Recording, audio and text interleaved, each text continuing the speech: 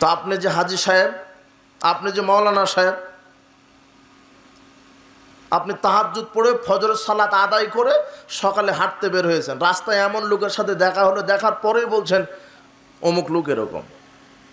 ফজরের সালাত আদায় করে রাস্তায় বের হয়েছেন, তো আপনার কি হবে?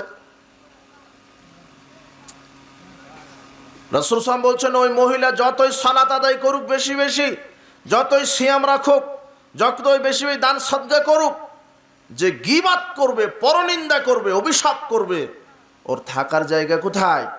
জাহান্নাম। এটা হচ্ছে গীবাত। আপনি আপনার মুসলিম ভাই সম্পর্কে এটা বলতে পারেন না।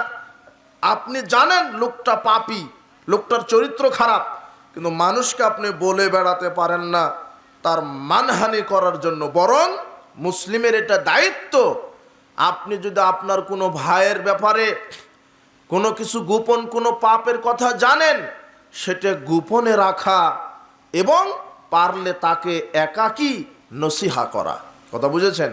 যে ভাই আপনার ব্যাপারে আমি তো এটা জেনেছি কোনোভাবেই, কিন্তু আমি মানুষকে বলতে চাচ্ছি না, আল্লাহকে ভয় করি, আপনি সংশোধন হন, আপনি মিথ্যা কথা বলেন না, আপনি জেনাকার জেনা করেন না, আপনার চরিত্র খারাপ, আপনি চরিত্রকে সংশোধন করেন, তাকে নসিহা করেন।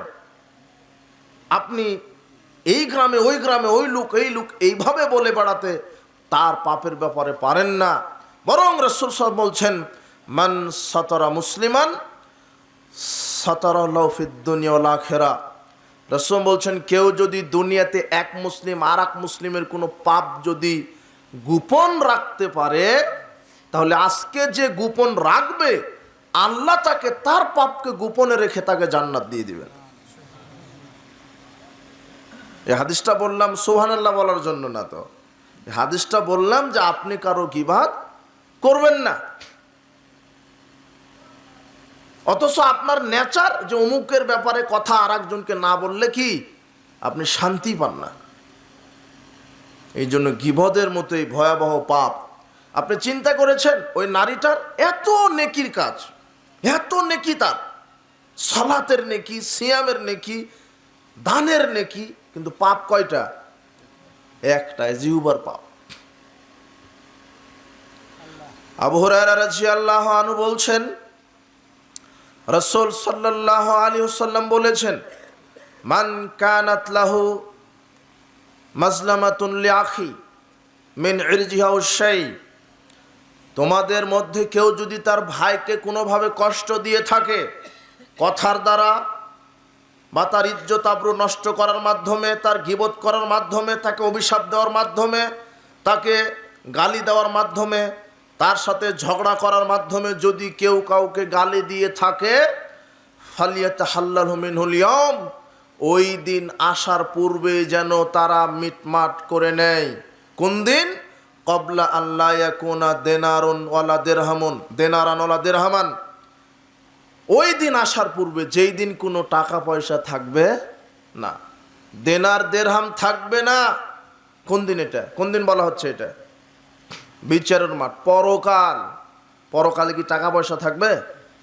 আজকে মামলায় পড়েছেন, কোর্ট কাচারি, উকিল, জজ, ব্যারিস্টার টাকা দিয়ে কি করে দিলেন? শেষ, খালাস। একজনকে হত্যা করে দিলেন, উকিলকে ধরলেন, জজ সাহেবকে 5 লক্ষ টাকা দিলেন, কেস কি? খালাস। তো বিচার মাঠে এরকম নাকি? জি না। রাসূল সাল্লাল্লাহু আলাইহি ওয়াসাল্লাম বলছেন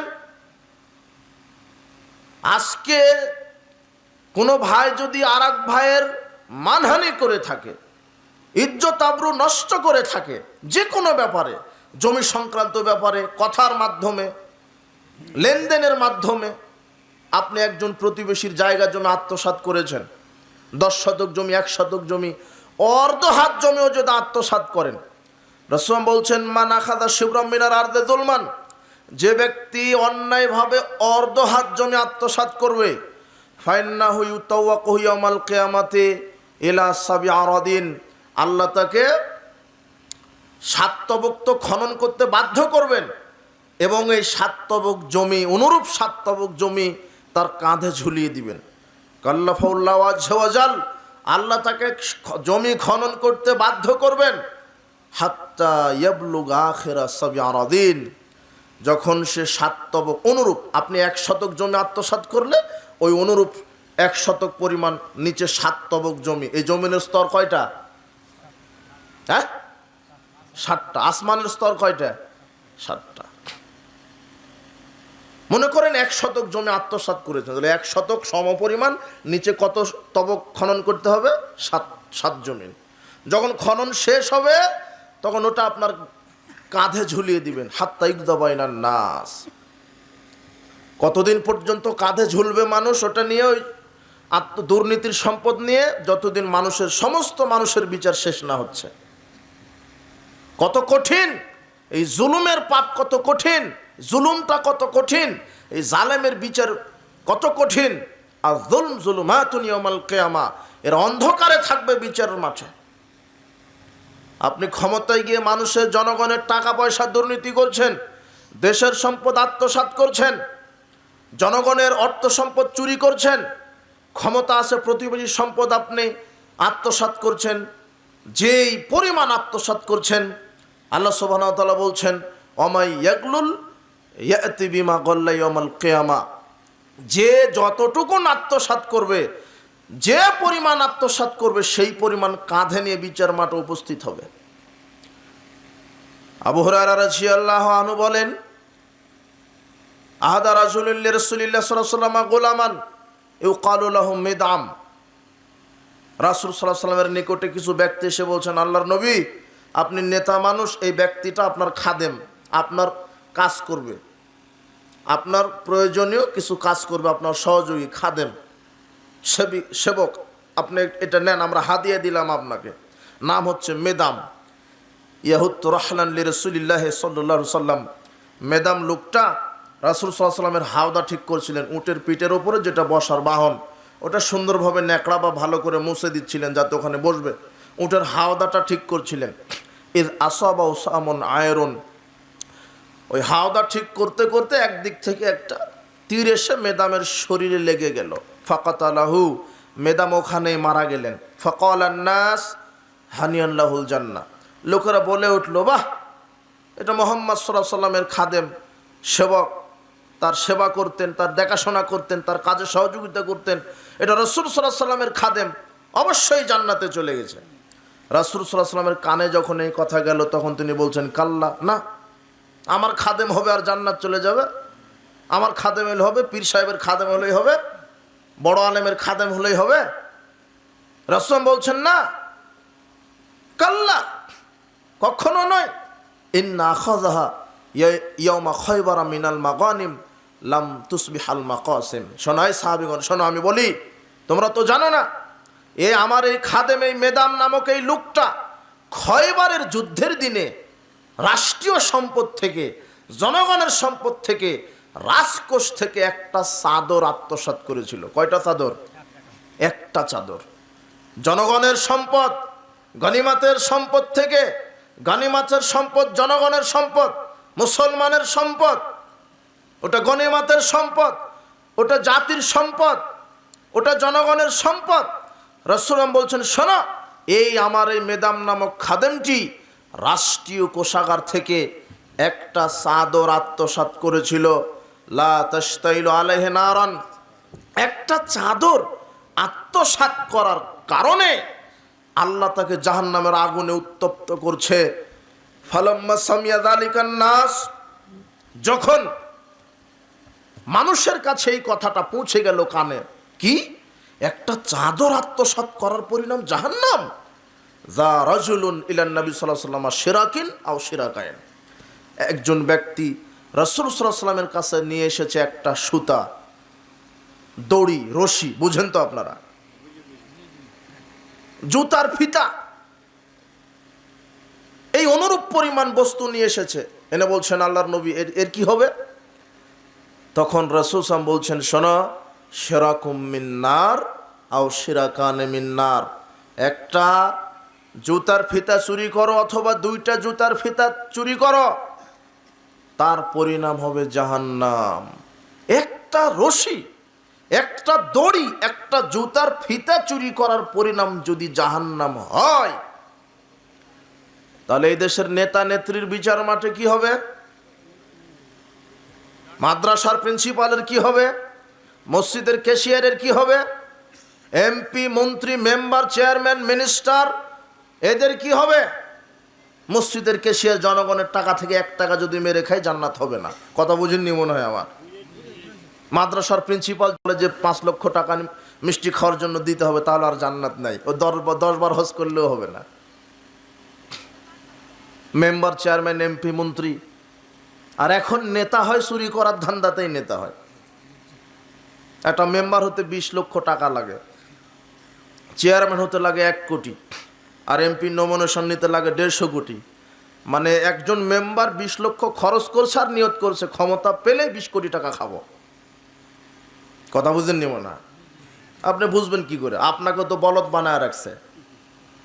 1 কাপ চা 1টা ডিমে বিক্রি হয়ে যাচ্ছেন, আপনি ভোট মেরে দিচ্ছেন। এমন মেম্বারকে মেম্বার বানালেন, সালাত তো বৌদুরের কথা, অজুই জানে না, অজুই জানে না। ঠিক বলেই তো বলছে, আপনার তো ঠিক বলা লাগবে না। কথা বুঝেছেন? এই সুর, এদেরকে আপনি নেতা বানান। জনগণের পয়সা থেকে যদি 1টা পয়সা আপনি চুরি করেন, থাকার জায়গায় কোথায়? জাহান্নাম। প্রতিবেশীর সম্পদ থেকে যদি 1টা সম্পদ চুরি করেন, থাকার জায়গায় কোথায়? জাহান্নাম। এটা হচ্ছে আত্মসাৎ, দুর্নীতি। এই জন্য রাসূল সাল্লাল্লাহু আলাইহি ওয়াসাল্লাম বলছেন, শোনো, ওই দিন আসার পূর্বেই মিটমাট করে নাও। প্রতিবেশীর জায়গা জমি আত্মসাৎ করেছিলে, আজকেই যাও, গিয়ে বলো এই যে ভাই ভুল হয়েছে, এটা তোমার সম্পদ, ক্ষমা চাও, আল্লাহ ক্ষমা করবেন। মেম্বার সাহেব বলবে, এই আমার ইউনিয়নের লোক শোনো, সরকার থেকে আমি 20 কোটি টাকা পেয়েছিলাম, 5 কোটি খেয়েছি, 15 কোটি রাস্তা করে দিয়েছি, কিন্তু এই যে 5 কোটি খেয়েছিলাম, এই 5 কোটিও তোমাদেরকে ফেরত দিলাম। ফেরত দেওয়ার পরে ক্ষমা চাইলে আল্লাহ কি করবেন? ক্ষমা করবেন। কিন্তু ফেরত না দিলে ক্ষমা হবে না। এটা দুর্নীতির পাপ, এটা চুরির পাপ। এমপি সাহেব, তার জনগণের কাছে অর্থ সম্পদ ফেরত দিতে হবে। মন্ত্রী সাহেব, অর্থ সম্পদ ফেরত দিতে হবে। আপনি প্রতিবেশীর কোনো খালাতো ভাই, মামাতো ভাই, চাচাতো ভাই, যারই হোক, প্রতিবেশীর বাপ চাচা জমি জায়গা আত্মসাৎ করেছিলেন, আজকে ফেরত দিতে হবে। তাহলে আল্লাহ কি করে দিবেন? আপনার পাপ ক্ষমা করে দিবেন। আর যদি ফেরত না দেন, তাহলে কালো পাথরে চুমা দিয়েও কি হবে না। কথা বুঝেননি মনে হয় আমার। হজ করে কি করবেন? আপনি তো টাটকা দুর্নীতিবাজ। আর হজ করে এখন এই দুর্নীতিবাজেরা, এরাই হজের সংখ্যা বেশি। এদের জনগণের টাকা চুরি করে করে যায়। এই হারাম খুরদেরই জায়নামাজ আগে, মসজিদের প্রথম কাতারে এদেরই জায়নামাজ আগে থাকে। এই জন্য সাবধান। ওই দিন আসার পূর্বে কি করে নেবেন? মিটমাট করে নেবেন, সংশোধন হয়ে যাবে। যেই দিন কোনো টাকা পয়সা থাকবে না, রাসূল সাল্লাল্লাহু আলাইহি ওয়াসাল্লাম বলছেন, ইন কানা লাহু আমালুন সালেহ, যদি আজকে মিটমাট না করেন, তাহলে কি হবে? আপনার যদি কোনো সৎ আমল থাকে, উখিযা মিনহু বিকদরি মাজলিমাতিহি, যেই পরিমাণ জুলুম করেছিলেন দুনিয়াতে, ওই পরিমাণ নেকি তাকে দিয়ে দিতে হবে। কথা কি বুঝতে পারলেন? হ্যাঁ, আজকে দুনিয়াতে যেই পরিমাণ আপনার কোনো ভাইয়ের সাথে জুলুম করেছেন, ওই পরিমাণ নেকি বিচার মাঠে কি তাকে দিয়ে দিতে হবে। সেদিন তো টাকা পয়সা নেই, সেদিন ক্ষমতা নেই। একচ্ছত্র ক্ষমতা কার হাতে? আল্লাহর হাতে। আর যদি আপনার নেকি না থাকে, একটাও নেকি নাই, লাম ইয়াকুন আমালুন সালেহ, যদি আপনার একটা নেকির কাজ না থাকে, উখিযা মিন সাইয়্যাতি সাহিবি ফাহুমিল আলাইহি, যাকে আপনি অত্যাচার করেছেন, যেই পরিমাণ অত্যাচার করেছেন, ওই পরিমাণ তার পাপ আপনাকে বহন করতে হবে। কথা কি বুঝতে পারলেন আমার? আবু হুরায়রা রাদিয়াল্লাহু আনহু বলেন, রাসূল সাল্লাল্লাহু আলাইহি ওয়াসাল্লাম সাহাবীদেরকে বললেন, আতাদরুনা মাল মুফলিস, এই সাহাবীগণ, একেবারে অসহায় নিঃস্ব ব্যক্তি সম্পর্কে কি তোমাদের ধারণা আছে? একেবারে অসহায় নিঃস্ব ব্যক্তি সম্পর্কে কি তোমাদের ধারণা আছে?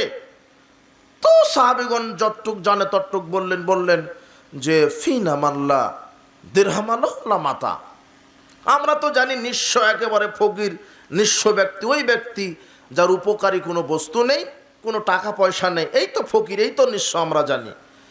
তো রাসূল সাল্লাল্লাহু আলাইহি ওয়াসাল্লাম বলছেন, না, ইন্নাল মুফলিসা মিন উম্মতি, আমার উম্মতের মধ্যে ওই ব্যক্তি নিঃস্ব, ইয়াতি ইয়াউমাল কিয়ামাতি বিসসালাতিন ওয়া সিয়ামিন ওয়া যাকাতিন, যে ব্যক্তি বিচার মাঠে উপস্থিত হবে অনেক সালাতের নেকি নিয়ে, সিয়ামের নেকি নিয়ে, হজের নেকি নিয়ে, যাকাতের নেকি নিয়ে উপস্থিত হবে।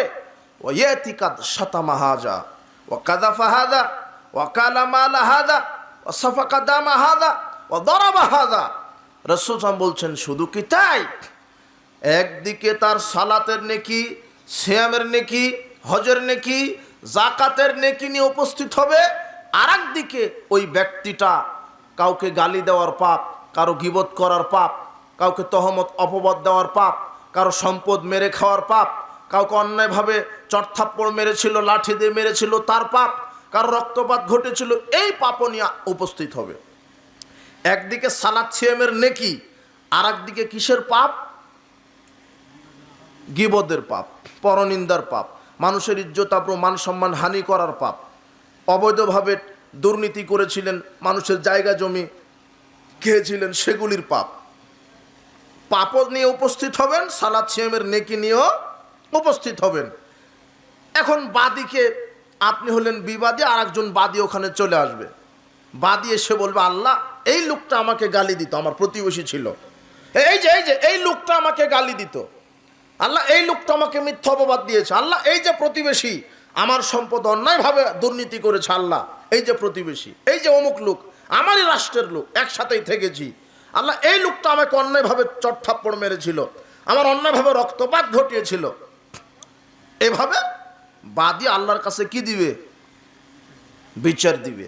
তখন আল্লাহ বলবেন, ঠিক আছে, তো এই পরিমাণ চড় মেরেছিলে, ফায়ুতা হাযা মিন হাসানাতিহি ওয়া হাযা মিন হাসানাতিহি, যেই পরিমাণ সম্পদ আপনি দুর্নীতি করেছিলেন ওই পরিমাণ নেকি তাকে কি করে দিতে হবে? দিয়ে দিতে হবে।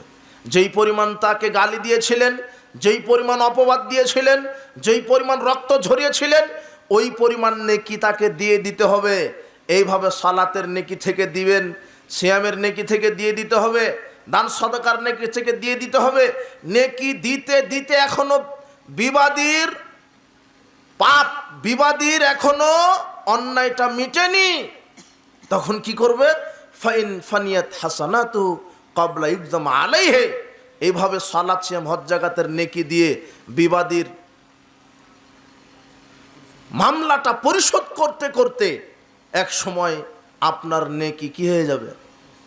শেষ শেষ।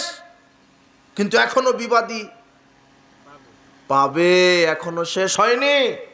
তখন কি করবে? ওখেযা মিন খতায়াহুম, তখন যেই পরিমাণ গালি তাকে দিয়েছিলেন ওই পরিমাণ তার পাপ আপনাকে ঘাড়ে আল্লাহ দিয়ে দিবে। ওই পাপ আপনাকে বোঝা বহন করতে হবে। সুম্মা তুরহা আলাইহি, আপনার উপর ওটা দিবেন। ফাতুরহা ফিন্নার, এরপরে আপনাকে ওর পাপ বহন করে কোথায় যেতে হবে? জাহান্নাম। তো লাভটা হলো কি? আপনি কিন্তু সিয়ামের, সালাতের, যাকাতের নেকি নিয়েই বিচার মাঠে গেছিলেন, কথা বুঝেছেন? কিন্তু জান্নাত হলো না কেন? এই যে মানুষের হক নষ্ট করেছেন, আত্মসাৎ করেছেন, অন্যায়ভাবে জায়গা জমি চুরি করেছেন, মানুষকে গালি দিয়েছেন, অপবাদ দিয়েছেন, তহমত দিয়েছেন, এই পাপগুলি পরিশোধ করতে আপনার সালাত সিয়ামের নেকি শেষ। বিবাদীর পাপ ঘাড়ে নিয়ে আপনাকে অবশেষে জাহান্নামে চলে যেতে হবে।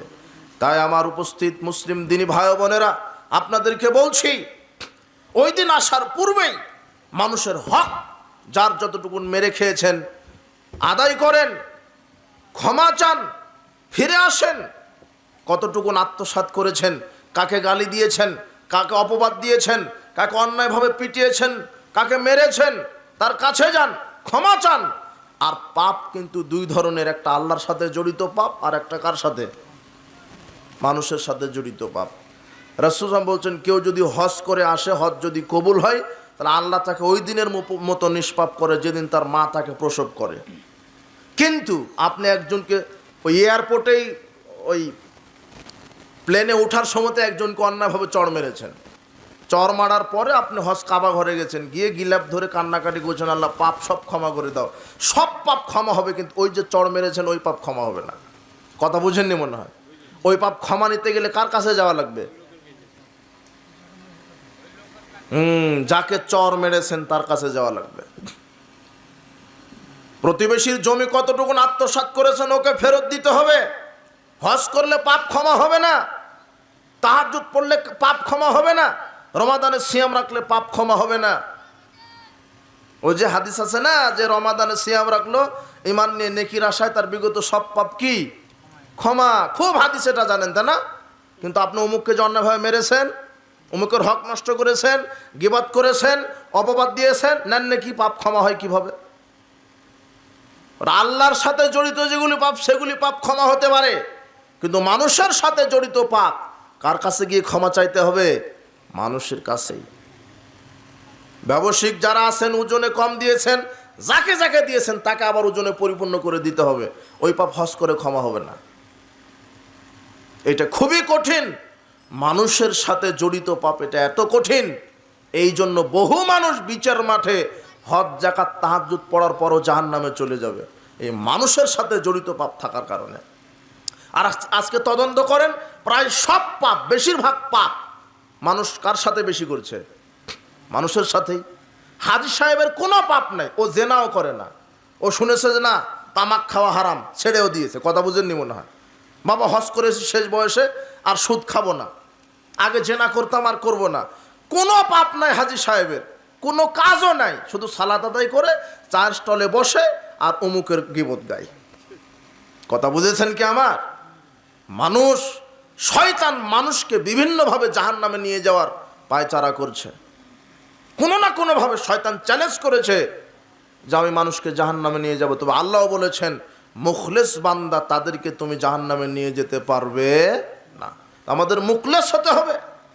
এই জন্য ভাইরা, গীবতের পাপ করবেন না, অপবাদ দিবেন না, কাউকে গালি দিবেন না। উপস্থিত বৈঠকের মা বোন আপনাদেরকে বলছি, আর মহিলারা গীবতের ব্যাপারে আরো বেশি দুর্বল, আরো বেশি দুর্বল, বেশি অভিশাপ দেয় এরা মানুষকে, বেশি গালি দেয়, আর এই কারণে মহিলারাও বেশি বেশি জাহান্নামে। রাসূল বলছেন আমি জাহান্নামে লক্ষ্য করলাম অধিকাংশই কে? মহিলা।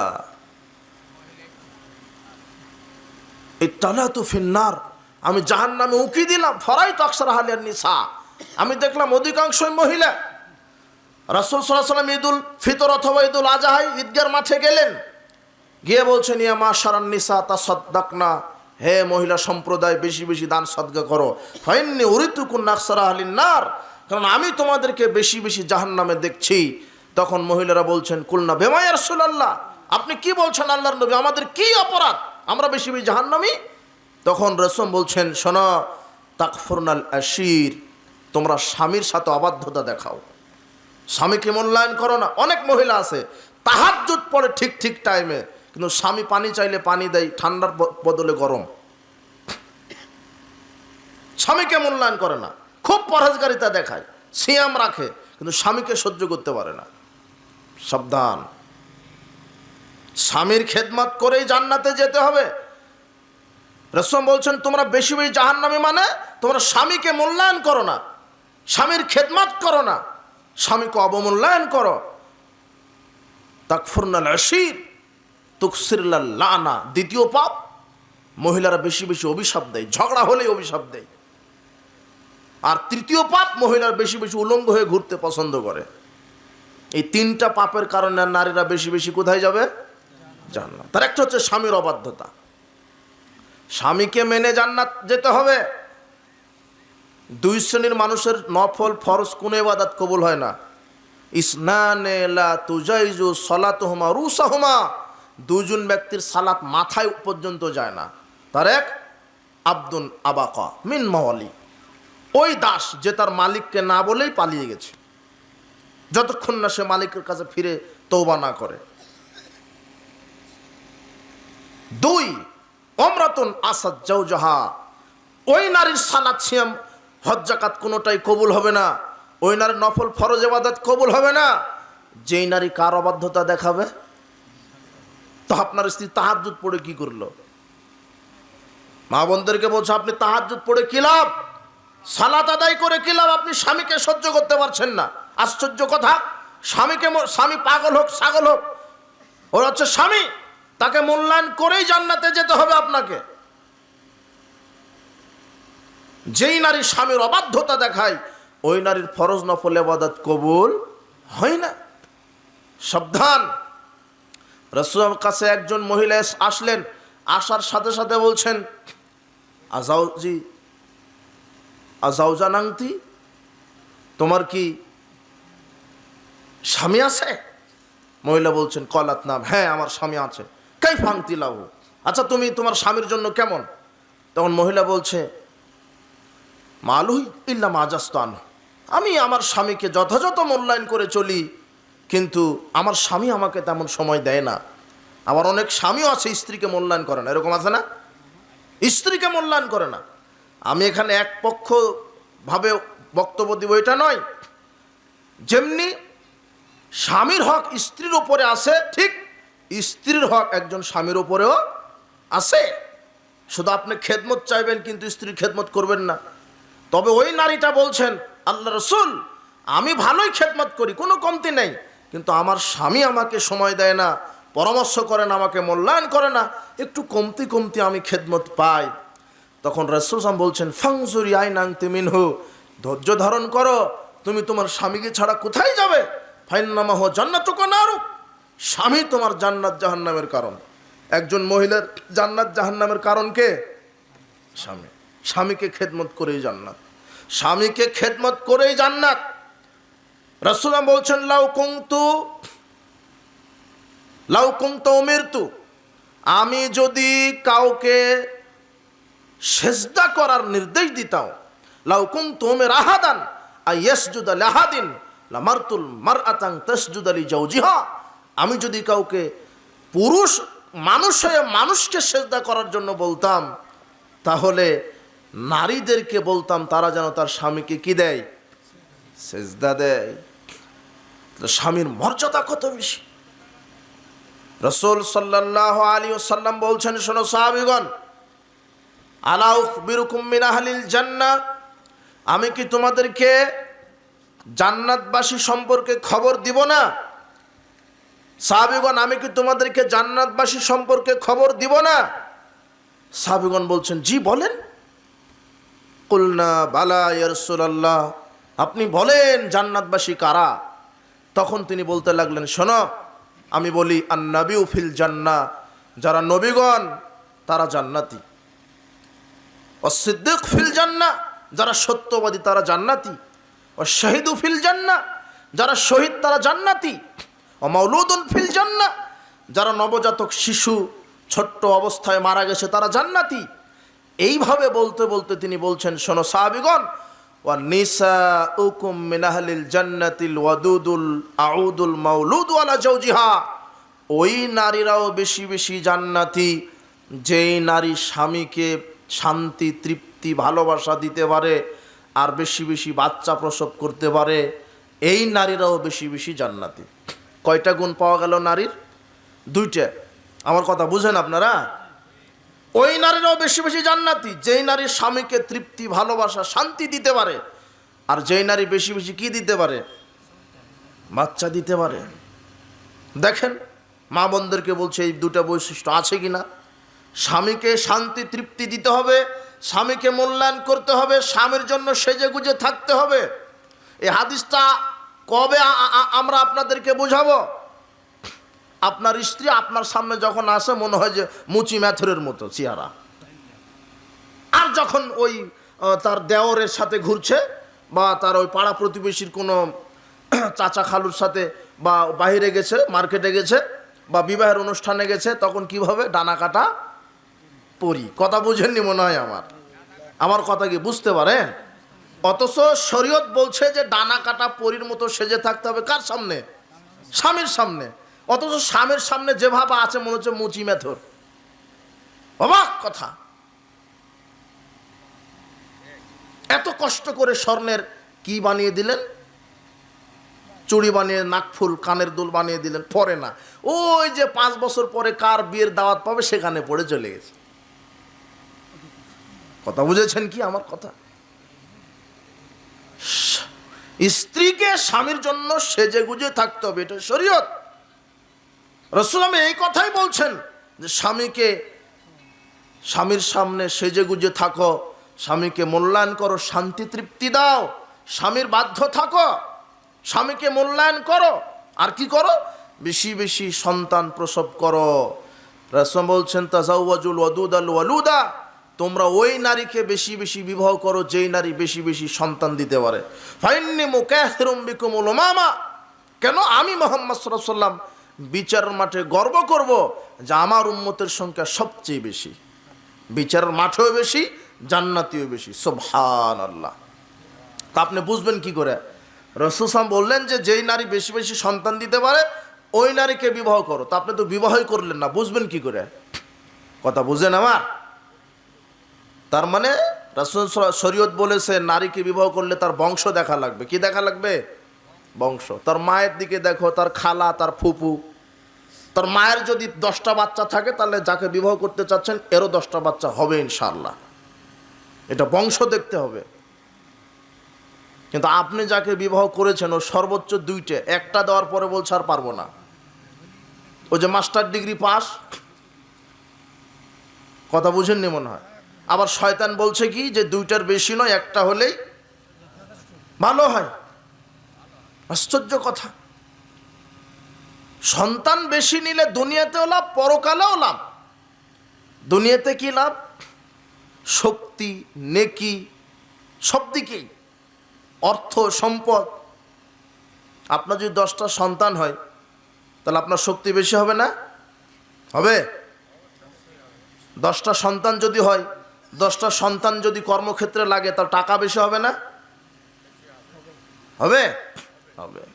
নেকিও বেশি। 10টা সন্তান আপনার, আপনি বাপ 10টা সন্তানকে নসিহত করবেন, এই শোনো, ওয়াক্ত মতো সালাত আদায় করতে হবে, ফজরের পরে কোরআন তেলাওয়াত করতে হবে, সুবহানাল্লাহ আলহামদুলিল্লাহ আল্লাহু আকবার 33 বার করে বলতে হবে, এইভাবে আমল করতে হবে, এইভাবে ওযু করতে হবে।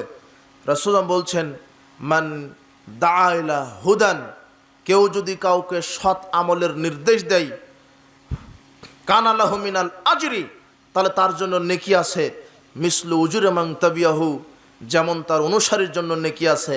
হাদিস মুসলিম। মানে এই হাদিস এখনো বুঝতে পারেননি। মানে হলো যে আপনি আপনার 10টা সন্তানকে যদি 5 ওয়াক্ত সালাত শিখান, তাহলে আপনার 10টা সন্তান ওরা মরা পর্যন্ত 5 ওয়াক্ত সালাত প্রতিদিন আদায় করবে। তাহলে 10 জন যদি একদিনে সালাত আদায় করে তাহলে কত ওয়াক্ত হলো? 5 10 50।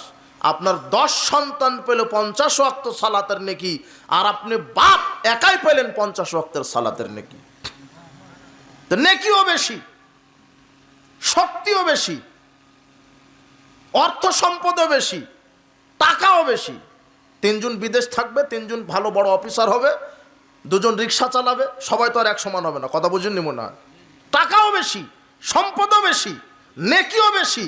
আবার 10টার মধ্যে যদি একটা দুধ খেতে খেতে মারা যায়, রাসূল সাল্লাল্লাহু আলাইহি ওয়াসাল্লাম বলছেন এই দুধের বাচ্চাটি বিচার মাঠে পিতামাতার কাপড় টেনে নিয়ে জান্নাতে চলে যাবে। তা আপনি নিয়েছেন একটা, তাও পঙ্গু, চোখে কম দেখে, খোঁড়ায় খোঁড়ায় হাঁটে। আবার নিয়ত করছেন যে কে বড় হলেই ডাকাত বানাবো। আশ্চর্য কথা। এখন আবার শুরু হয়েছে নাস্তিক্যবাদী শিক্ষা ব্যবস্থা। এই প্লে আছে না, প্লে, নার্সারি, কিন্ডার, এদিকে আছে? আছে। তাই বলে আমি এগুলি শিক্ষা ব্যবস্থার বিরোধী নই। আমরা এদেরকে বলি যারা এই কিন্ডার গার্ডেন, প্লে এগুলির যারা পরিচালক, আপনারা কোরআন সুন্নাহ বাধ্যতামূলক শিক্ষা সিলেবাস সেগুলি চালু করুন আপনারা। কিন্তু কোরআন সুন্নাহ নাই, আছে কি? ইংলিশ মিডিয়ামে পড়ায়, অঙ্কে পাকা করে, ইংলিশে পাকা করে। বলছে 2 বছরে ইংলিশ কমপ্লিট করে, 2 মাসে ইংলিশ কমপ্লিট করে দেব। ইংলিশ জানে, অঙ্ক জানে, সবই জানে, কিন্তু সূরা ফাতিহাটা জানে, জানাজার দোয়াটা জানে, অজুটা জানে না, কিছুই জানে না। এটা বিশেষ ক্যাডার পাস আপনার ছেলেটা, মাস্টার্স পাস। আপনি বলছেন আমার ছেলে আমার মুখ উজ্জ্বল করেছে। কি করেছে? ইঞ্জিনিয়ার, কিন্তু সালাম দিতে শিখেনি, বলছে আসসালামু আলাইকুম। কথা বুঝলেন? আমার কিছু কথা বুঝলেন? অথচ আপনার ছেলেকে মক্তবে ভর্তি করান, কিসের কিন্ডার গার্ডেন? যেখানে কোরআন সুন্নাহর সিলেবাস নাই সেখানে আপনার ছেলেকে পড়াবেন কেন? আপনি তো হিন্দু না, আপনি মুসলিম, আপনার সম্পর্ক মসজিদের সাথে, মাদ্রাসার সাথে, মক্তবের সাথে। একটা মক্তবের 4 বছরের শিশু সুন্দরভাবে সালাম দিতে পারে, বলে আসসালামু আলাইকুম রহমতুল্লাহি ওয়া বারাকাতুহু। পারে না? পারে না? অথচ একটা ইঞ্জিনিয়ার, সচিব, বিসিএস ক্যাডার, ও বলছে আসসালামু আলাইকুম। মানুষ শিখায়নি। কি শিখাইছেন আপনি? এই দায়ী আপনি। আপনার জন্য সে অমানুষ হয়ে আছে, ওটা মানুষ নয়। কিসের নিজের পায়ে খাড়ানো? অজুই জানে না, ওকে দিয়ে আপনি কি করবেন? ও আপনি যে মারা গেলে দোয়া বলবে, ওটাই জানে না। ইন্না লিল্লাহি ওয়া ইন্না ইলাইহি রাজিউন এটা বলতে হয়, রব্বির হামহুমা কামা রাব্বায়ানি সাগীরা এটা যে বলতে হয়, আল্লাহ মাগফির লাহু ওয়ারহামহু ওয়াফি ওয়াফু আনহু ওয়াকরিম নুজুলাহু এটা যে বলতে হয়, তার জানাই নাই। এটা কি শিখালেন আপনি? অজুই জানে না, শিখালেনটা কি? এই জন্য না, আমি বাংলা শেখাতে নিষেধ করছি না, ইংলিশ শেখাতে নিষেধ করছি না। আপনি গর্বের সাথে বলছেন, আপনি গর্বের সাথে বলছেন। আপনি হাসছেন কেন? এইদিকে দেখেন, এইদিকে দেখেন, এইদিকে। আর কেউ কোনো কথা একটু আপনি বোঝার চেষ্টা করেন। একজন বাপ নিজেকে গর্বের সাথে বলছে, আমার ছেলেটা 4 বছরই বয়স নয়, কম্পিউটারে সব কিছু জানে। গর্ব।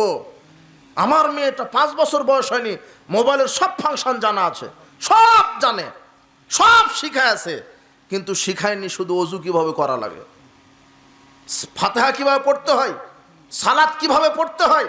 আশ্চর্য কথা। আজকে মুসলিম জাতি মার খাচ্ছে কেন? কেন মুসলিমরা মার খাচ্ছে? কারণ মুসলিম জাতি আজকে ও যে ইহুদি খ্রিস্টানের নীতি আদর্শ মেনে নিয়েছে, আর মুহাম্মদ সাল্লাল্লাহু আলাইহি ওয়াসাল্লামের নীতি আদর্শকে কবর দিয়েছে। তো এই মুসলিম জাতি মার খাবে না তো ওরা খাবে? আপনিই তো খাবেন। বলছিলাম আপনি একটু বোঝার চেষ্টা করেন। বলছিলাম ওই জায়গা থেকে ওই কথাটা চলে আসলো যে মহিলারা বেশি বেশি জাহান্নামে যাচ্ছে কেন? যারা স্বামীকে মূল্যায়ন করছে না। আর কোন নারী বেশি বেশি জান্নাতি? যেই নারী স্বামীকে কি করে? শান্তি তৃপ্তি দেয়, মূল্যায়ন করে। আর যেই নারী বেশি বেশি কি দিতে পারে? সন্তান দিতে পারে। মানুষ কত এখন নাফরমান হয়েছে, আশ্চর্য কথা। এই জন্য ভাইরা আমার, প্রকৃত ইসলাম বুঝতে হবে, সেটা বাস্তবায়ন করতে হবে। স্বামীর আনুগত্য করেই নারীকে জান্নাতে যেতে হবে। এরপরে আপনাকে বলি যে স্বামীর আনুগত্য করবে মহিলা, এই কথা ঠিক, আপনারও আনুগত্য করতে হবে আপনার স্ত্রীর। কি আনুগত্য করবেন? রাসূল সাল্লাল্লাহু আলাইহি ওয়াসাল্লামকে জিজ্ঞাসা করা হলো, আল্লাহর নবী, আমাদের স্ত্রীরা আমাদের কাছে কি পায়? মা হাক্কু যাওজাতি আহাদিনা আলাইহি, আমাদের কাছে আমাদের স্ত্রীর হক কি? তখন তিনি বললেন, আং তুতইমাহা ইযা তুইমতা, তুমি যেটা খাবে সেটাই খাওয়াও। ওয়া তাকসুহা ওয়া যাকতাসাইতা, যেটা পড়বে সেটা পড়াও। ওয়ালা তুকাব্বিহ, স্ত্রীকে গালি দিবে না। ওয়ালা তাজরিবিল ওয়াদহা, মুখের উপরে মারধর করবে না। ওয়ালা তাহজুরিল্লা ফিল বাইত, নিজের বাড়ি ছাড়া কোথাও যেতে দিবে না। এগুলি করেন? আপনি করেন? আলহামদুলিল্লাহ, এটা হক।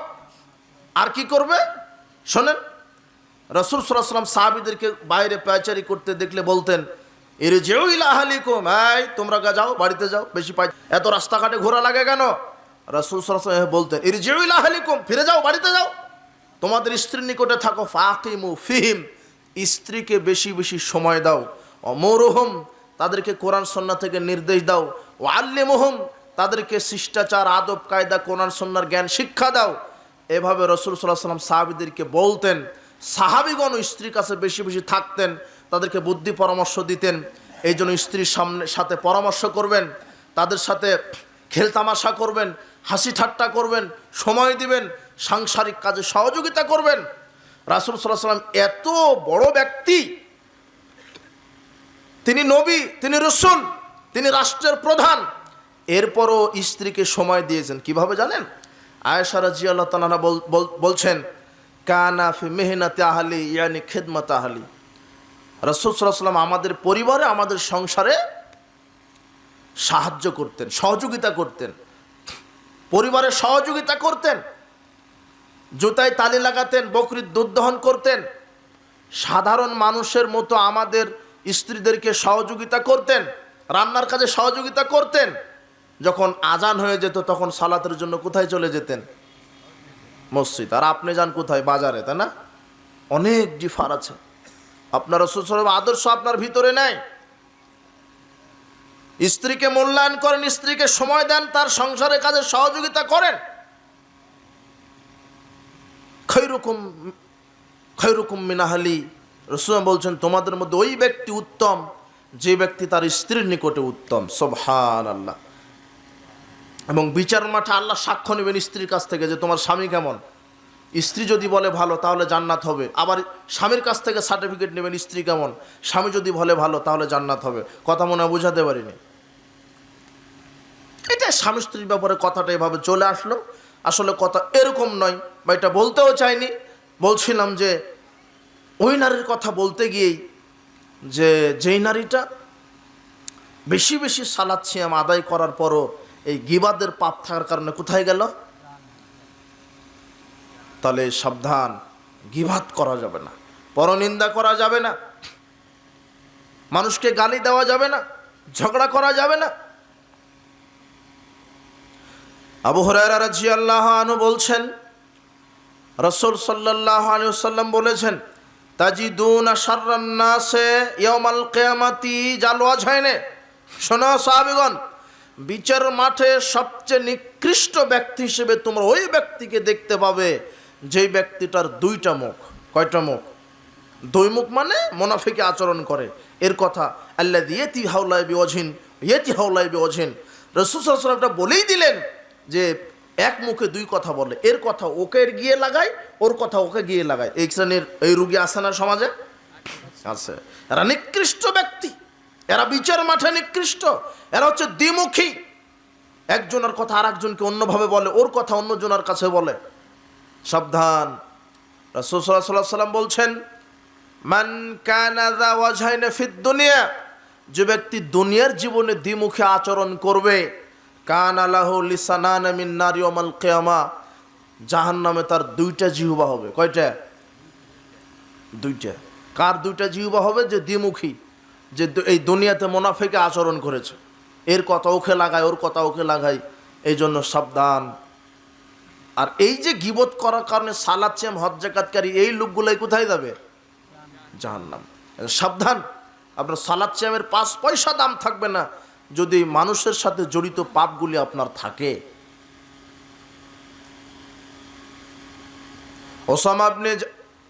ওসামা ইবনে ওবাদা ইবনে সামিত রাদিয়াল্লাহু আনহু তিনি বলছেন রাসূল সাল্লাল্লাহু আলাইহি ওয়াসাল্লাম বলছেন মানুষের জিহ্বাটা যে কত বিপজ্জনক, মানুষের এই জিহ্বাটা যে কত বিপজ্জনক। রাসূল বলছেন এই শোনো সাহাবীগণ, ইজমানু লি সিত্তাম মিন আনফুসিকুম আজমানু লাকুমুল জান্নাহ। 6টা বিষয় আমাকে জামানত দাও, আমি তোমাদেরকে তোমাদের ব্যাপারে জান্নাতে আমি জামিন হব। তো 6টা বিষয় কি? তিনি বলছেন উসদুকু ইযা হাদাসতুম, কথা বললে কি বলতে হবে? সত্য কথা বলা। কি কথা বলা? সত্য কথা। ওয়াউফু ইযা আদতুম, ওয়াদা করলে পালন করা। ওয়াদু ইযা তুমিনতুম, 3 নম্বর আমানত রাখলে সেটা খেয়ানত করা যাবে না। কথাটাও আমানত। একজন আপনাকে বলতে পারে ভাই এই গোপন কথাটা আপনাকে জানালাম সাক্ষ্য হিসাবে, আপনি যেন কাউকে বলেন না। গোপন কথা আপনাকে বলে, কথাটাও আমানত, আপনি সেটা বলে দিলেন, তাহলে আপনি আমানতের খেয়ানত করলেন। মানুষের সম্পদ আপনার কাছে, আপনি ইচ্ছা করলে রাষ্ট্রের টাকা সম্পদ চুরি করতে পারেন, কিন্তু না, এটা আপনার আমানত, রাষ্ট্রের কাছে ওটা ফেরত দিতে হবে। ওখান থেকে 1 কোষ যদি আপনি আত্মসাৎ করেন, পরিণাম জাহান্নাম হবে। এই জন্য রাসূল সাল্লাল্লাহু আলাইহি ওয়াসাল্লাম বলছেন কথা বললে সত্য কথা বলো 1, 2 নম্বর ওয়াদা করলে পালন করো, 3 আমানত রাখলে আমানতের খেয়ানত করো না, রক্ষা করো। ওয়া গুযযাফ সারাকুম, 4 নম্বর চক্ষু নিচু করো, বেগানা নারীকে দেখে, অশ্লীলতা দেখে চক্ষু নিচু করো। ওয়াহফাজু ফুরুজাকুম, 5 নম্বর লজ্জাস্থানের হেফাজত করো। ওয়া কুফু আইদিয়াকুম, 6 নম্বর হাতকে অন্যায় কাজ থেকে বিরত রাখো। এই 6টা যদি আমাকে ওয়াদা দিতে পারো, আমি তোমাদেরকে জান্নাতের ওয়াদা দিলাম। সুবহানাল্লাহ। তাহলে সাবধান।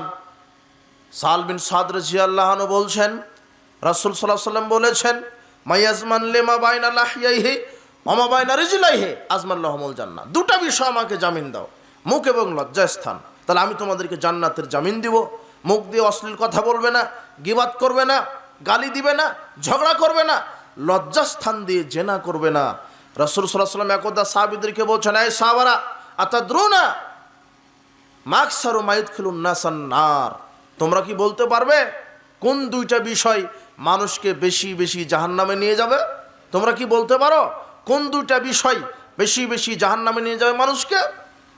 তখন তিনি বললেন, শোনো, আল ফাম ওয়াল ফারজ, মুখ এবং লজ্জাস্থান। কোন দুটা কারণে মানুষ বেশি বেশি জাহান্নামে যাবে বলেন? মুখ এবং লজ্জাস্থান। এই মুখের মাধ্যমে মানুষ পাপ কাজ করে, কাবিরা গুনাহ করে, মিথ্যা কথা বলে, গালি দেয়, ঝগড়া করে, অভিশাপ করে।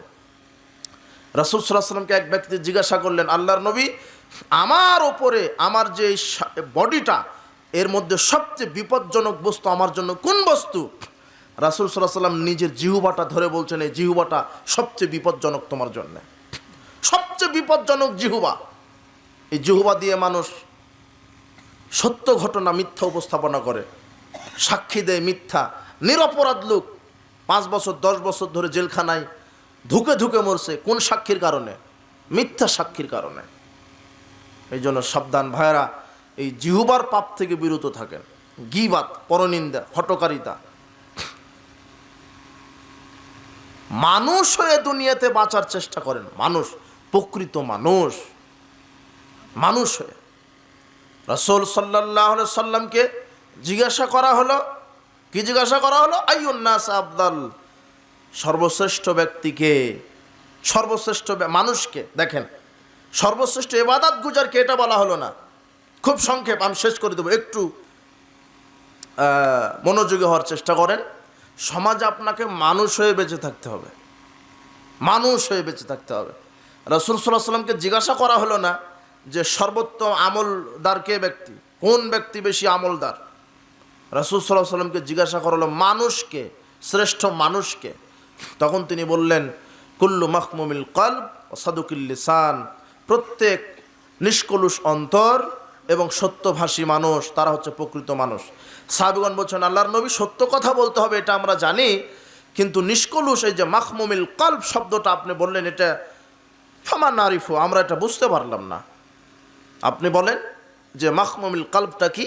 তখন তিনি বললেন, শোনো, মাখমুমুল কলব হচ্ছে দুইটা জিনিস যে অন্তরে থাকবে আর 4টা জিনিস যে অন্তরে থাকবে না। এক, আত্তাকিউ নাকিউ, কারো অন্তরে যদি আল্লাহ ভীরুতা থাকে, পরহেজগারিতা থাকে, এটা 1 নম্বর। আর 2, স্বচ্ছতা থাকবে, কোনো বক্রতা থাকবে না, কোনো উল্টাপাল্টা থাকবে না। আল্লাহ ভীরুতা যে অন্তরে আছে। 2, স্বচ্ছতা, সহজ সরল, বিনম্র, বিনয়ী, শালীন, ভদ্র, নরম, শান্ত, বিনয়ী, দুর্বল, এই শ্রেণীর মানুষ হচ্ছে শ্রেষ্ঠ মানুষ। আর 4টে জিনিস যে অন্তরে থাকবে না, লা ইসমা ফিহি, যে অন্তরে পাপ থাকবে না, যে অন্তরে কি থাকবে না? পাপ থাকবে না। ওয়ালা বাগিয়া, যে অন্তরে সীমা লঙ্ঘন থাকবে না। ওয়ালা গিল্লা, যে অন্তরে আত্মসাৎ থাকবে না। ওয়ালা হাসাদা, 4 নম্বর, যে অন্তরে হিংসা থাকবে না। কি থাকবে না বলেন? হিংসা। রাসূল বলছেন, লা ইয়াস্তামুল হাসাদ ওয়াল ঈমান ফি রাজুলিন কলবিন আবাদা, একজন মানুষের অন্তরে হিংসা এবং ঈমান একসাথে কখনোই থাকতে পারে না। যার অন্তরে হিংসা আছে তার অন্তরে কি নাই? আর যার অন্তরে ঈমান আছে তার অন্তরে কি নাই? হিংসা নাই। তাহলে আপনি কোথায় যাবেন? অথবা সালাত সিয়াম সবই আদায় করেন, কিন্তু আপনার পরশ্রী কাতরতা রোগ আছে, হিংসা আছে। হিংসা মানে বুঝেন? অন্যের ভালো দেখে জ্বালা পোড়া হওয়া। অন্যের ভালো আপনার সহ্য হয় না, অন্যকে আপনার সহ্য হয় না। আর অহংকার কি? আর একটা হাদিস আছে না, ওই ব্যক্তি জান্নাতে যাবে না যার অন্তরে কি পরিমাণ অহংকার থাকলে। বলেন, জানেন না হাদিস? হ্যাঁ, অনুপরিমাণ, বিন্দু পরিমাণ অহংকার যদি করে। তো অহংকার কি? রাসূল বলছেন, আল কিবর বাতারুল হক ওয়া গামতুন নাস, অহংকার হচ্ছে সত্যকে দাম্ভিকতার সাথে পরিত্যাগ করা। আজকে মানুষ, আপনি জানছেন সত্য, নিজের দলকে টিকানোর জন্য, বাপদাদার ঐতিহ্যকে টিকানোর জন্য আপনি ওই নীতিতেই আছেন, অথচ আপনি জানছেন সত্য। আপনাকে ব্যক্তিগতভাবে যখন জিজ্ঞাসা করা হয় এটা কি, এটা রাসূল এটা করেছেন না করেননি, উনি বলছেন না এটা শরীয়তে নাই। অথচ জনপ্রিয়তা অথবা মসজিদের ইমামতি টিকিয়ে রাখার জন্য ও কি করছে? কোরআন সুন্নাহর বিপরীত আমল করছে। ও জানে, ও বাপদাদার দোহাই দিয়ে ধর্মকে টিকানোর চেষ্টা করছে। কিন্তু ইসলাম কি বাপদাদার দোহাই দিয়ে চলবে, না কোরআন, স্রেফ কোরআন হাদিস? কোনটা? কোরআন আর হাদিস। কিসের বড় আলেম মুফতি, কিসের গাজী, কিসের পীর, একজন মানুষের তরিকায় ইসলাম চলবে, যে ব্যক্তিটার নাম কি? মুহাম্মদ সাল্লাল্লাহু আলাইহি সাল্লাম। বাস এটা হলে সব খালাস হয়ে যেত। আজকে কি কত কি চলে এসেছে ইসলামের ভিতরে, আশ্চর্য কথা। এই অহংকার হচ্ছে দাম্ভিকতার সাথে সত্যকে পরিত্যাগ করা। আর আরেকটা কি? গমতুন নাস, মানুষকে অবজ্ঞা করা, মানুষকে হেয় তুচ্ছ প্রতিপন্ন মনে করা, মানুষকে মানুষ মনে না করা। এই জন্য ভাইয়েরা, এই অহংকার এবং হিংসা যেন অন্তরে না থাকে। মানুষের কলব হচ্ছে তিন ধরনের, বলেন তো কয় ধরনের? এক অন্তর বা কলব হচ্ছে একটাই, কিন্তু তার চরিত্রের কারণে কোরআন, ইসলাম, শরীয়ত তিনটা প্রকার করেছে মানুষের অন্তরকে। কয়টা অন্তর, কয় প্রকারের অন্তর আছে মানুষের ভিতরে? তিন প্রকারের। এক, কলবুন সালিম, নিরাপদময়, প্রশান্তিময়, নিরাপদ অন্তর। নিরাপদ অন্তরে কি কি থাকে? নিরাপদ অন্তরে থাকে বিনয়ী, নম্রতা, ভদ্রতা, শিষ্টাচার, শালীনতা, সালাত, সিয়াম, হজ, জাকাত, দান সদকা, কোরআন তেলাওয়াত, এগুলি থাকে এই নিরাপদ অন্তরে। কোন অন্তরে বলেন? নিরাপদ অন্তরে কি থাকে? সালাত, সিয়াম, হজ, জাকাত, তাসবিহ, তাহলিল, কোরআন তেলাওয়াত, বিনয়ী, নম্রতা, শিষ্টাচার, ভদ্রতা, শালীনতা, ন্যায়পরায়ণতা, সত্যবাদিতা, আমানতদারিতা, এগুলি থাকে কি? এই কলবুন সালিম, প্রশান্তি, নিরাপদ অন্তরে। দুই নম্বর অন্তর আছে কলবুন সাকিম, অসুস্থ অন্তর। কি অন্তর? অসুস্থ। অসুস্থ অন্তরে কি থাকে? অন্যায়, জুলুম, হিংসা, লোভ, অহংকার, হঠকারিতা, জেদ, এগুলি থাকে। সুদ, ঘুষ, হারাম, এগুলি থাকে অসুস্থ অন্তরে। কথা বুঝেছেন কি আমার? আর সর্বশেষ অন্তর আর একটা প্রকার, মৃত অন্তর। মৃত, মৃত, মরা। এই মরা অন্তরের লোকগুলি, এরা দেখেও না দেখার ভান করে, শুনেও না শোনার ভান করে, বুঝেও না বোঝার ভান করে। এরা হলো কি? মরা ব্যক্তি। এরকম বেকুব, এক শ্রেণীর ইতর, এক শ্রেণীর গাধা মার্কা লোক সমাজে বসবাস করে, যারা বুঝেও বুঝে না, জেনেও জানার অজানার ভান করে, যারা দেখেও না দেখার ভান করে, যারা শোনেও না শোনার ভান করে, এরা হচ্ছে মরা ব্যক্তি। আর এই লোকের সংখ্যা বেশি। দুইটা অন্তর নিয়ে মানুষ ঘুরে বেশি সমাজে। একটা হচ্ছে অসুস্থ অন্তর, আর একটা মরা অন্তর। এই লোভ, হিংসা, অহংকার, হঠকারিতা, এগুলির লোক সংখ্যা বেশি না? কথা বুঝেছেন? আল্লাহ বলছেন কোরআনে, লাহুম কুলুবুল লা ইয়াফকাহুনা বিহা, যাদেরকে অন্তর দিয়েছি বোঝার জন্য, বুঝে না, বুঝেও বোঝার চেষ্টা করে না। চোখ দিয়েছি দেখার জন্য, দেখেও না দেখার ভান করে। অন্তর দিয়েছি বোঝার জন্য, বুঝে না। কান দিয়েছি শোনার জন্য, শোনে না। এরা হচ্ছে কি? উলাইকা কাল আনআম, যারা মরা অন্তরের লোক, আল্লাহ এদেরকে বলছেন এরা হলো চতুষ্পদ জানোয়ার। এরা কি? বালহুম আদাল, বরং জানোয়ারের চাইতে কি খারাপ, জানোয়ারের চাইতে নিকৃষ্ট। তাহলে মানুষকে আল্লাহ জানোয়ারের চাইতে কি বললেন? এটা আরাফের 179 আয়াত। কোন মানুষ? যেই মানুষটা বোঝো না বোঝার ভান করে। আচ্ছা, আপনার সামনে যদি 2 গ্লাস শরবত দেওয়া হয়, এক গ্লাস আছে গরুর দুধ, আর এক গ্লাস আছে ওই গরুরই পেশাব, মত, বুঝেন কি? আপনি খাবেন কোনটা? দুটাই শরবত স্পেশাল, একটা দুধের আর একটা কি পেশাবের। কোনটা খাবেন? হ্যাঁ, কেন খাওয়া যাবে না? মানে আপনি বুঝতে পেরেছেন যে এটা কি? এটা অপবিত্র খাবার, মানে বিবেক আছে আপনার। কথা বুঝেননি মনে হয়। আপনি বাজারে গেছেন, পোকা কাটা বেগুন আর ভালো বেগুন, কোনটা কিনবেন আপনি? বাজারে গেছেন, একটা হচ্ছে পচা মাছ, একটা তাজা মাছ, কোনটা কিনবেন? হ্যাঁ, এটা হচ্ছে আপনার বিবেক, আপনি বুঝেন এগুলা। কথা বুঝেননি মনে হয়। ঠিক আল্লাহ সুবহানাহু ওয়া তাআলা এটাই বোঝাচ্ছেন যে আমি পৃথিবীতে হারামও দিয়েছি, হালালও দিয়েছি, ভালো দিয়েছি, মন্দও দিয়েছি। কিন্তু কি জন্য বলেন? আপনাকে পরীক্ষা করার জন্য, পরীক্ষা করার জন্য। কিন্তু আপনি বুঝেও বুঝতে চান না। এই যে সুদ, এটা হালাল না হারাম? তারপরেও খান না? ঘুষ, এই যে মদ, মাদক, এই মাদক এটা কি? এই যে ইয়াবা, ফেনসিডিল, গাঁজা, তারি, এই যে বিড়ি, সিগারেট, জর্দা আছে না? জর্দা খুর আছে, হুজুরে জর্দা খায়, হুজুর। এরা হচ্ছে মরা অন্তরের লোক, এরা হচ্ছে মরা অন্তরের লোক। এইদিকে শোনেন, এইদিকে আমি শেষ করে দিব। আমি বুঝাই, আমি আপনাকে বুঝাই যারা এদের অন্তরটা কত মরা দেখেন, শয়তান এদের অন্তরকে মেরে ফেলেছে, সঠিকটা বুঝেও এরা বোঝার চেষ্টা করে না। যারা যে তামাক খায়, জর্দা খায়, বিড়ি খায়, গুল খায়, সিগারেট খায়, আছে এগুলো খুর আছে আছে। ওরা জানে যে এটা ক্ষতিকর, ডাক্তার নিষেধ করে, ভালো মানুষ নিষেধ করে যেগুলি খায় না, টাকা অপচয়, শরীরের ক্ষতি, মুখের দুর্গন্ধ, ক্যান্সার হওয়ার সম্ভাবনা, ধূমপান, বিষপান। ওই সিগারেটের গায়ে লেখা থাকে না, বিড়ির গায়ে লেখা থাকে, সিগারেটের গায়ে লেখা থাকে ধূমপান কি পান, বিষপান। ধূমপান ক্যান্সারের কারণ লেখা থাকে থাকে। এই যে দেখেন, এই বিড়ি খুরে, সিগারেট খুরে, গুল খুর, এত গাধার গাধা, এর অন্তরটা এত মরা, এর অন্তরে শয়তান পেশাব করে দিয়েছে। আপনি বাজারে গেছেন, বলবেন যে ভাই 1 প্যাকেট দুধের প্যাকেট দেন।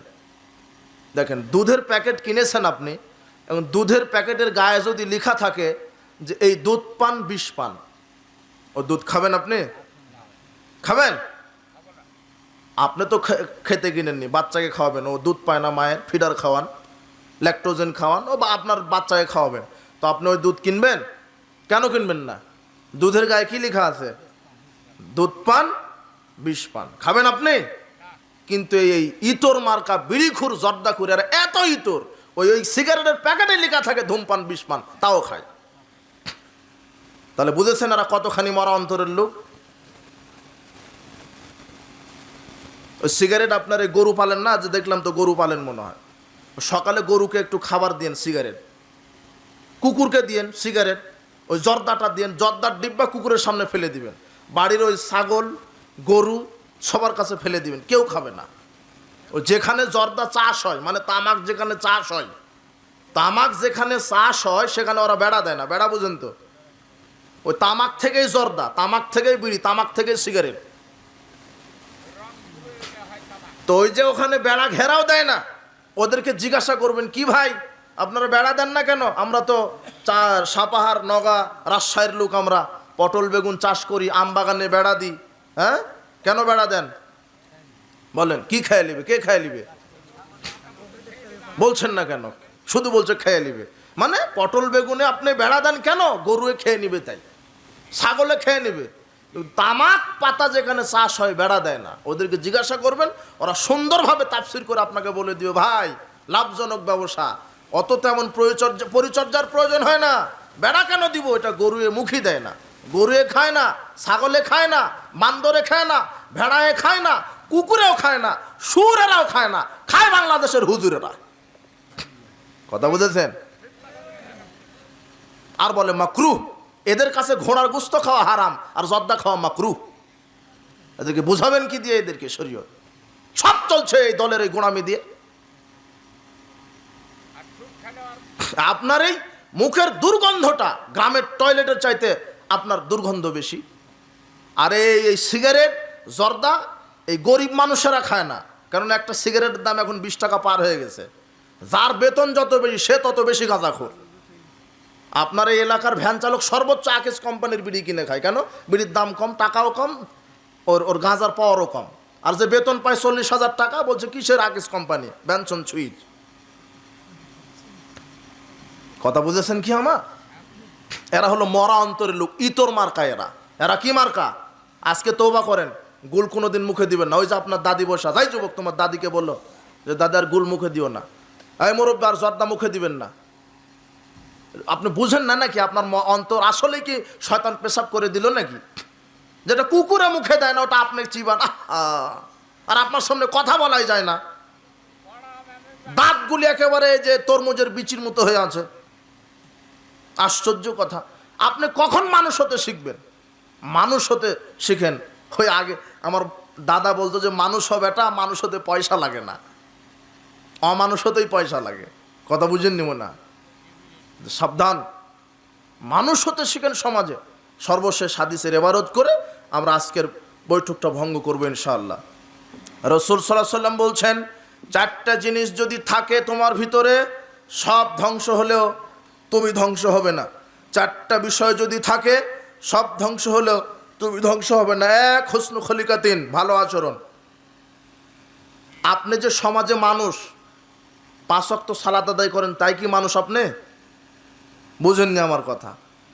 আপনি যে সমাজে মানুষ 10 বার হজ করেছেন, এই জন্য কি মানুষ? আপনি কি সমাজে মানুষ 1 কোটি টাকা দিয়ে মসজিদ করে দিয়েছেন, এই জন্য কি মানুষ? না। মানুষ হওয়ার সার্টিফিকেট আমল নয়, মানে সালাত সিয়াম হজ যাকাত নয়। মানুষ হওয়ার সার্টিফিকেট একটা, তার নাম হচ্ছে উত্তম চরিত্র। বলেন তো কি? আপনি হজও করেন, অমুক নারীর সাথে জেনাও করেন, মানুষ আপনাকে মানুষ বলবে? আপনি সালাত আদায় করেন, ওজনে কম দেন, খাদ্যে ভেজাল দেন, মানুষের আল ঠেলেন, মানুষ আপনাকে মানুষ বলবে? আপনি সালাত সিয়াম সব করেছেন, কিন্তু এমন পাপ করেছেন সমাজে, ওই মানুষ আপনাকে গালি দিবে, ওই মানুষই না একেবারে। বলে না? বলে না? ও তো একেবারে জানোয়ার, বলে না? কিন্তু কোন কারণে আপনাকে জানোয়ার বলছে? আপনার চরিত্র কি নষ্ট। আর আপনাকে মানুষ, বাহ লোকটা একেবারে খুব সুন্দর মানুষ, তার আখলাক স্বভাব চরিত্র কত ভালো। তাহলে আপনি যে সমাজে মানুষ, এই মানুষ হওয়ার জন্য একটাই সার্টিফিকেট, তার নাম কি বলেন? উত্তম চরিত্র, আখলাক, স্বভাব। 4টা বিষয় যদি আপনার ভিতরে থাকে, তাহলে সব চলে গেলে আপনার ধ্বংস নেই, ক্ষতি নেই। এটা হচ্ছে ভালো আচরণ। 2, হিফজু আমানাতিন, আমানতের রক্ষা। 3, সিদকু হাদিসিন, সত্য কথা বলা। 4, ওয়াইফাতুন ফি তুমাতিন, পবিত্র রুজি ভক্ষণ করা। 4 নম্বর কি? পবিত্র রুজি। তো যারা সুদ খায় এরা পবিত্র? যারা ঘুষ খায়? সুদখোর আছে এলাকায়? সুদখোর আছে? হ্যাঁ, তাহলে এরা হলো অপবিত্র লোক। ঘুষ যারা খায়, দুর্নীতি যারা, এই যে যারা বিড়ি সিগারেট জর্দা গুল খায়, এই যে মাদক সেবন করা, এটা আমি তো একটু দুনিয়াবি উদাহরণ দিয়ে আপনাকে, ভাষাটা কঠিন হয়ে গেল, শুধু আল্লাহ আপনাকে সঠিক হেদায়েত দান করুন এটা বোঝানোর জন্য। কিন্তু শরীয়তের ভাষায় রাসূল বলছেন, কেউ যদি একবার মাদক মুখে দেয়, 40 দিন আল্লাহ তার উপরে রাগান্বিত থাকেন। 40 দিন তার কোনো নফল ফরজ ইবাদত কবুল হয় না। আর নিয়মিত কেউ যদি মদ পান করে, তাহলে এর জন্য আল্লাহ তাকে জাহান্নামে রক্ত পুঁজ মিশ্রিত দুর্গন্ধ তরল পদার্থ খেতে দিবেন। আর নিয়মিত যারা এইভাবে মাদকগুলি সেবন করবে, 3 শ্রেণীর মানুষ জান্নাতে যাবে না। তার 1, মুদমিনুল খামর, যারা এই নিয়মিত মদ পান করবে। এগুলি শরীয়তের কথা। এই জন্য ভাইরা, আপনি ইবাদতও করছেন, মদও খাচ্ছেন, তাহলে এই ইবাদতের কোনো দাম নেই। আপনি মানুষের মতো মানুষ হয়ে সমাজে বেঁচে থাকেন, আল্লাহর কাছে একনিষ্ঠ গোলাম হয়ে বেঁচে থাকেন, এবং আল্লাহ সুবহানাহু ওয়া তাআলা আমাদেরকে যেন পরিপূর্ণ ঈমান নিয়ে মৃত্যুবরণ করার তৌফিক দান করেন। আল্লাহুম্মা আমিন। উপস্থিত বৈঠকের মুসলিম দিনী ভাই বোন, এই 4টা জিনিস যদি আপনাদের ভিতরে থাকে, যে সত্য কথা, আমানতদারিতা, উত্তম চরিত্র এবং হালাল পবিত্র রুজি, তাহলে আল্লাহ সুবহানাহু ওয়া তাআলা আমাদেরকে দুনিয়াতে রক্ষা করবেন, পরকালে রক্ষা করবেন। উপস্থিত বৈঠকের মুসলিম দিনী ভাই বোন, আমাদের মূল বিষয়টা ছিল গীবাত। ও কেউ কিছু, হ্যাঁ, মসজিদের জন্য আপনারা আজকে দেন, নাহলে এই যে জুমার দিনে সবাই আবার বসে ইয়ে করবেন, তালিকা করবেন। আর এই মসজিদ করার জন্য ওয়াজ মাহফিল করে মসজিদ করা লাগবে, এর পক্ষপাতে আমি নই। ওয়াজ মাহফিল করবে যেগুলা মাদ্রাসাগুলি লিল্লা বোর্ডিং আছে, 10-এর পয়সা দিয়ে চলে, সেগুলো মসজিদ, ওটা আপনাদের জিম্মেদারি। সভাপতি সাহেব জুমার খুতবা শেষে বলবে যে মসজিদ করা লাগবে, 10,000 20,000 করে যে যা পারে দেন। মসজিদের কোটাতে যখন আপনি টাকা দেন 5 টাকার নোট, আর মার্কেট করতে গেলে 5,000 টাকা ছাড়া যান না আপনি। আবার তাও কি ওই যে ছিঁড়া টাকা, পয়সা 82 টাকাটা দেন কোটাতে। বাড়িতেই টাকাগুলি সব ভালোভাবে তদন্ত করে যে কোন টাকা মসজিদের কোটাতে দেওয়া যাবে। ভালো টাকা পকেটে থাকে। তো যাক, আল্লাহ সুবহানাহু ওয়া তাআলা, জি এই যে আপনাদের এখানে আম হয়, ধান হয়, তাই না?